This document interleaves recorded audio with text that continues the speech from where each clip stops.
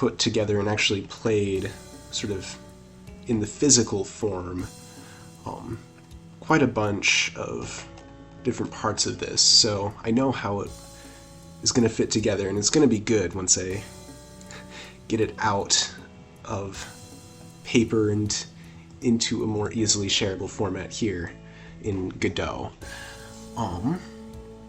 So that's it for the basic overview of what's here so far. In terms of what I'm going to be working on, currently this movement is essentially the only thing, but I have the overall layout of the project and sort of the roadmap in my mind at least. The next thing I'm going to be working on is the camera, getting some basic movement, and then slowly building out the different phases of a turn. This is a turn-based wargame, essentially.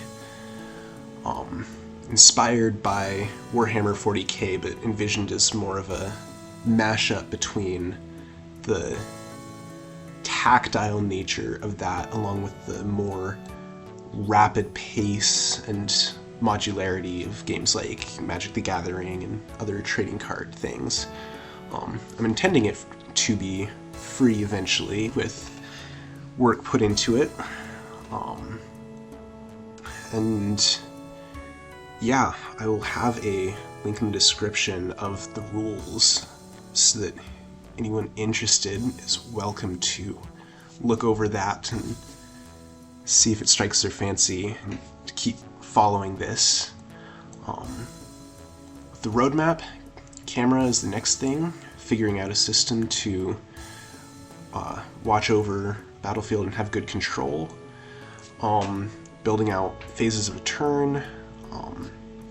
Then after that, probably adding a few more units and different factions to use. Currently just have this one little model. It's the slowest part for me, modeling these low poly things in Blender.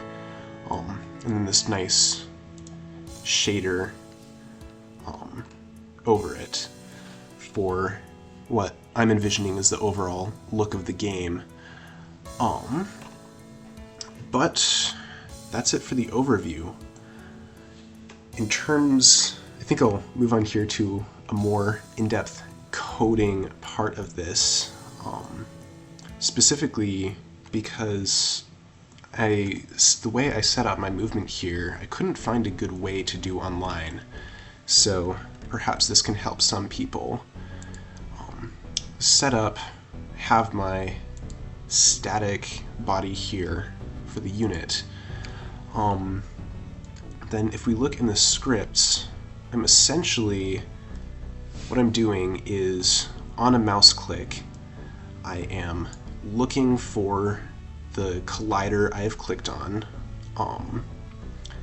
and if it's the unit I want to move, starting a drag, and then proceeding to, as I drag the unit, do a raycast and update it with the closest point on this navigation region I have set up.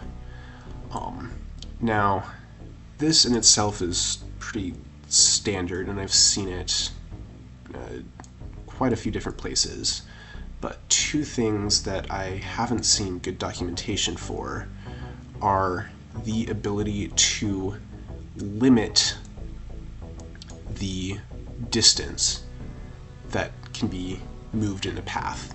So that's what this line is here, setting up the intersection query with the navigation. So if I take this, put the movement at something more reasonable, not the massive number I was using to test, it's still pretty big.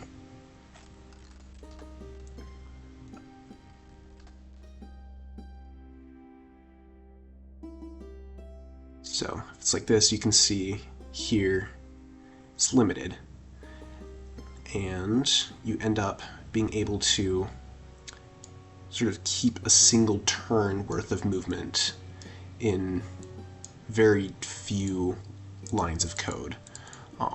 This is obviously not quite set up yet to work with the turn system,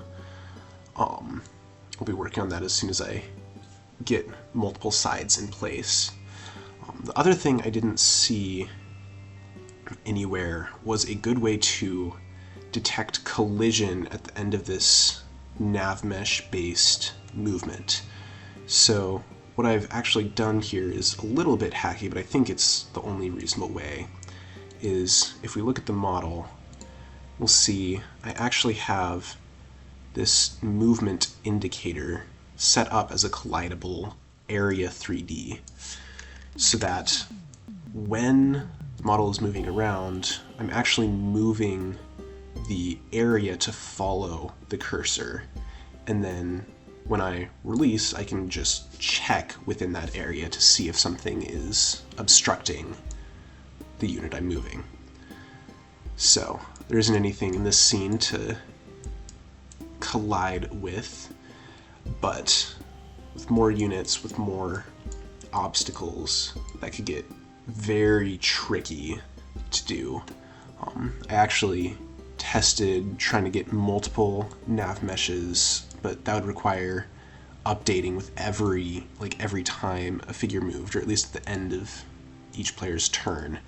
I believe I still am going to have to use that to some extent to allow certain units to move through other ones, and certain units to not move through other enemy units, but we'll see how it goes when we get there.